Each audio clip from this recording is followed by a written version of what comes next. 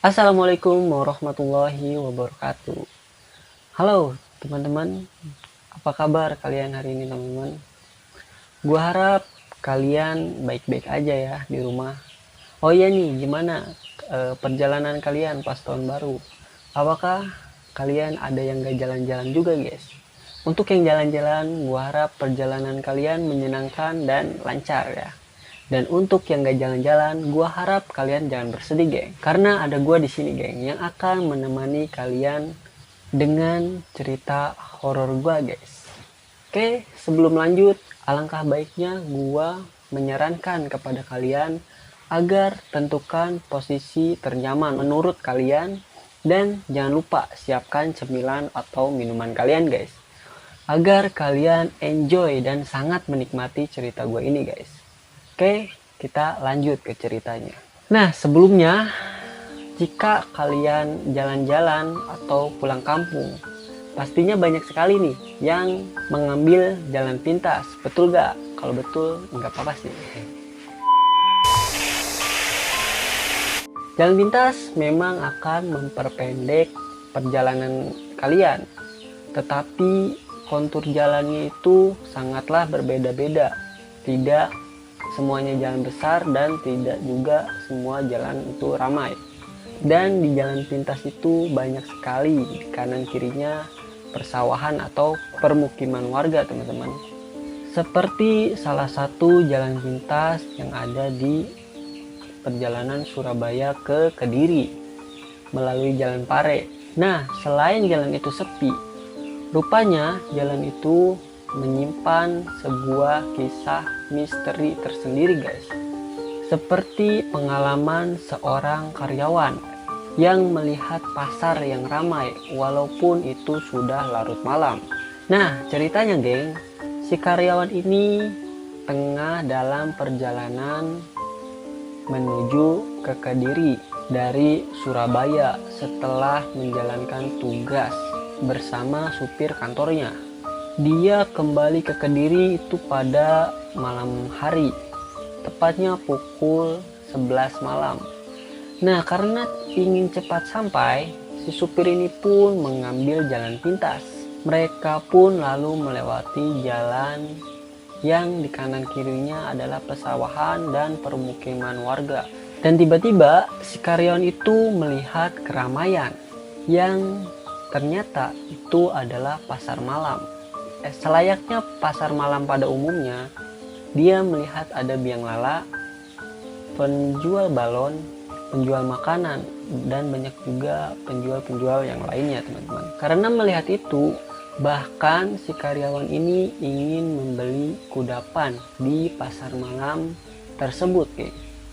Nah, yang tahu kudapan itu apa, tolong komen ya. Karena gua nggak tahu nih kudapan apa teman-teman. Oke, kita lanjut.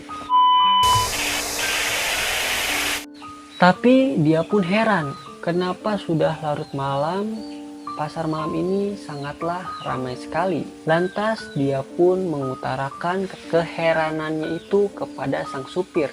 Tetapi sang supir tidak menanggapi keheranan si karyawan ini teman-teman. Hingga akhirnya si karyawan ini pun mengatakan ingin membeli martabak sebentar di pasar malam itu kepada supirnya. Tapi si supirnya menyarankan agar mereka langsung pulang saja karena ini sudah larut malam. Dan sampainya di tempat tujuan masih belum ada yang membahas soal pasar malam tersebut. Dan baru di keesokan paginya saat di kantor diketahui bahwa pasar malam tersebut sebenarnya itu tidak ada. Wah, terus apa nih geng yang dilihat si karyawan ini geng? Aduh, penasaran ya? Dengarkan lagi. Dan si supir pun dia bercerita atau memberitahu kepada temannya yang ternyata dia supir juga di kantor itu teman-teman. Dan si temannya supir ini dia pun mengasih tahu atau mengabarkan juga kepada si karyawan itu bahwa si supir yang mengantar karyawan itu menganggapnya aneh karena mengatakan ada pasar di jalan yang mereka lalui kemarin, teman. Aku dianggap aneh waktu supir yang mengantarkanku cerita kepada supir lainnya. Begitu ungkap si karyawan ini, teman-teman, kepada teman supirnya ini. Dan rupanya apa yang dilihat si karyawan itu sangatlah berbeda dengan apa yang dilihat si supir. Bukan pasar malam yang ada di lokasi tersebut, melainkan kuburan khas pedesaan. Waduh, ternyata si karyawan ini salah melihat ya. Mungkin dia lihat itu pasar, tetapi si supir melihat itu adalah kuburan, teman-teman. Wah, gimana nih? Makanya supirku nggak mau waktu aku minta dia untuk membeli martabak, karena dia nggak melihat apa-apa, pungkas si karyawan ini, teman-teman. Nah, maka dari itu si supir pun enggan untuk berhenti saat diminta berhenti oleh si karyawan tersebut. Jadi itu, geng.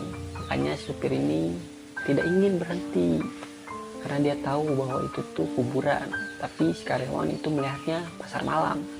Jika kalian ada di suatu kejadian itu, apa yang akan kalian lakukan, teman-teman?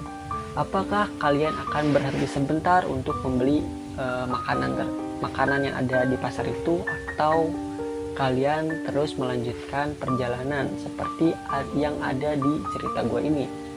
Tolong komentar ya, teman-teman.